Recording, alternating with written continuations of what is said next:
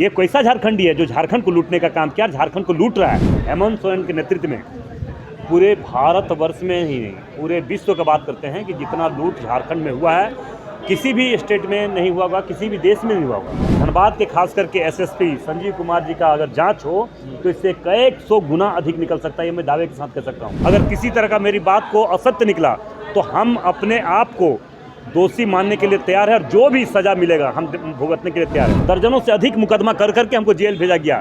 किस कारण से? हम चोर हैं, डकैत हैं, क्रिमिनल हैं, लुटेरा हैं, माफिया हैं, गुंडा है। अब ढुल्लू महतो जैसे नेता अगर बोलेंगे विनाश काल विपरीत बुद्धि है, उनका बौखलाहट है। बाबा को भगवान बोलेगा तो परमिशन नहीं देंगे। बाबा के रूप में लाइए, हम लोग परमिशन देंगे। तारीख की मांग करें धीरज साहब, कैसा रहा?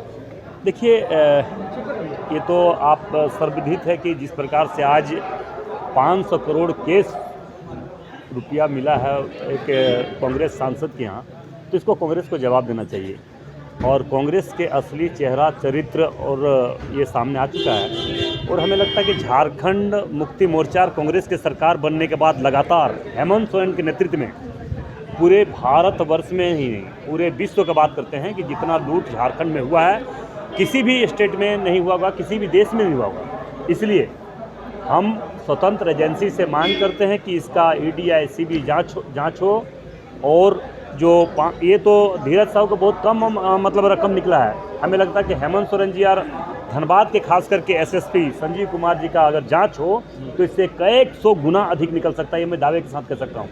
क्योंकि आप लोग को मैं लगातार, आप जानते हैं कि हम लगातार सड़क से लेकर सदन तक इस आवाज़ को मैंने लगातार उठाने का प्रयास कर रहा हूँ। क्योंकि आप जानते हैं कि 5000 आदिवासी, दलित, गरीब लोग अवैध माइनिंग के दौरान वहाँ पे उनकी जानें जा चुकी है। उसका भी सीबीआई ईडी जांच हम मांग करते हैं। और अगर गलत निकला, अगर किसी तरह का मेरी बात को असत्य निकला तो हम अपने आप को दोषी मानने के लिए तैयार है और जो भी सज़ा मिलेगा हम भुगतने के लिए तैयार है। मगर इसका जाँच हो, क्योंकि ये आदिवासी, दलित, गरीब, जल जंगल ज़मीन का नेता अपने आप को कहते हैं और इतने बड़ी संख्या में, हजारों के संख्या में आदिवासी, दलित अवैध माइनिंग के दौरान दब के मरा है, उसका सीबीआई जांच होनी चाहिए। परसों ही 32 लोगों का जान एक जगह जा चुका है हमारे क्षेत्र में। तो कहीं न कहीं सरकार के नाकामी, सरकार के जो लालच, मतलब जो इस झारखंड को लूटने और जो झारखंड को लूटने का मकसद से ये गलत काम करवा रहा है, इसका जांच तो होना ही चाहिए।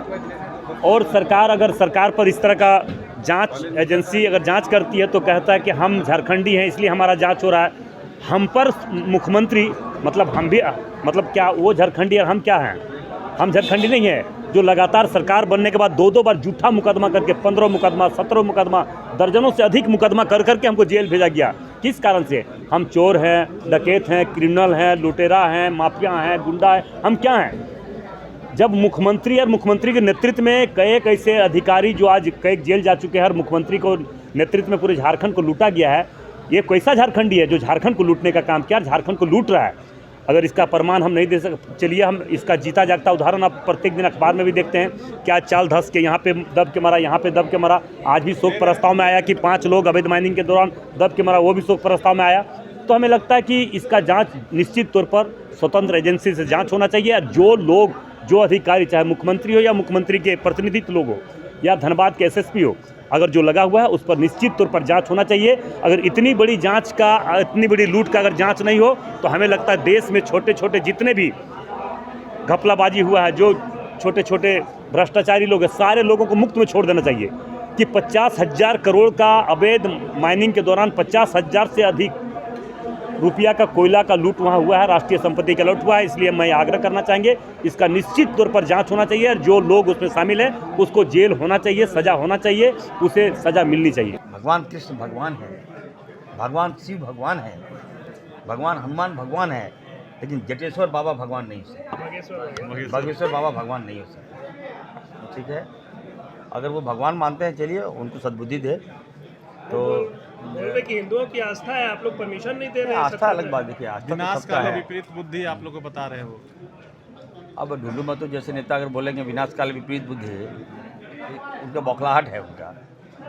ठीक है, तो मैं बाबा पे टिप्पणी नहीं करूंगा, लेकिन बाबा भगवान नहीं है। हमने भी कहा है कि इच्छा जताई है कि आज जो महंगाई की मार है, आप देख सकते हैं, आप महंगाई के लिए आंदोलन कीजिएगा, लोग नहीं आएंगे। लेकिन बाबा को बुलाइएगा तो लाखों लाख भीड़ आएंगे। तो हम भी चाहते हैं भीड़, कौन नहीं चाहेगा भीड़ आए। तो आप लोग रोक क्यों रहे हैं इरफान जी, आने नहीं, दीजिए। नहीं कौन रोका है अब तो हैं? नहीं है। आप परमिशन मांगिए, नहीं आनंद मिलेगा जी तो तब बोले कि परमिशन मांगे तो आप लोग दिए नहीं। पलामू, दो बार अप्लाई किए हैं। धनबाद, गढ़वा, अब गिरिडीह, लोग 4 जगह परमिशन बाबा नहीं मिला। बाबा को भगवान बोलेगा तो परमिशन नहीं देंगे। ठीक, बाबा के रूप में लाइए, हम लोग परमिशन देंगे। बाबा भगवान नहीं हो सकता। ये कहीं ना कहीं हम लगता है बीजेपी का मनोबल इतना निम्न स्तर का हो गया है, जब बाबा को भगवान होने लगा, ये लोग सोचता है कि बाबा के आड़ में हम चुनाव जीत जाएं, ये नहीं हो सकता। ठीक है।